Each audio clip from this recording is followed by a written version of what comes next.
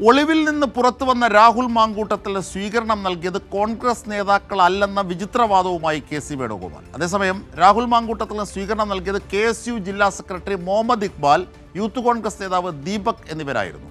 K C. വേണുഗോപാലിൻ്റെ അവകാശവാദം തെറ്റാണെന്ന് ഇന്നലെ രാഹുൽ മാങ്കൂട്ടത്തിന് നൽകിയ സ്വീകരണത്തിൻ്റെ ദൃശ്യങ്ങൾ തന്നെ തെളിയിക്കുന്നു. അതിനിടെ രാഹുലിനോട് ഫ്ളാറ്റിൽ നിന്നൊഴിഞ്ഞു പോകാൻ അസോസിയേഷൻ ആവശ്യപ്പെട്ടു. പുറത്താക്കിയെന്ന് പറയുമ്പോഴും രാഹുൽ മാങ്കൂട്ടത്തിന് സംരക്ഷണവും സ്വീകരണവും ഒരുക്കുന്നത് കോൺഗ്രസുകാർ തന്നെയാണ്. ബലാത്സംഗ കേസുകളിലെ പ്രതി രാഹുൽ മാങ്കൂട്ടത്തിൽ 15 ദിവസമായി ഒളിവിലായിരുന്നു. മുൻകൂർ ജാമ്യം ലഭിച്ചതോടെയാണ് വോട്ട് ചെയ്യാൻ രാഹുൽ പാലക്കാട് എത്തിയത്.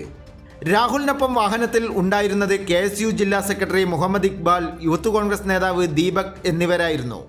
പോളിംഗ് ബൂത്തിന് മുന്നിൽ വെച്ച് കോൺഗ്രസ് പ്രാദേശിക നേതാക്കൾ ബൊക്ക നൽകിയാണ് രാഹുലിനെ സ്വീകരിച്ചത്.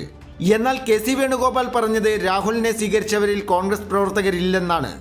രാഹുലിനെതിരെ നേതൃത്വം നടപടിയെടുത്തു എന്ന് പറയുമ്പോഴും കോൺഗ്രസിന്റെ ഇരട്ടത്താപ്പാണ് വ്യക്തമാവുന്നത്. ഷാഫി പറമ്പിൽ പക്ഷത്തിന്റെ പൂർണ്ണ പിന്തുണയോടെയാണ് രാഹുലിന്റെ നീക്കങ്ങൾ. അതേസമയം രാഹുലിനോട് ഫ്ളാറ്റിൽ നിന്നും ഒഴിഞ്ഞുപോകാൻ മറ്റു ഫ്ളാറ്റുകാർ ആവശ്യപ്പെട്ടു.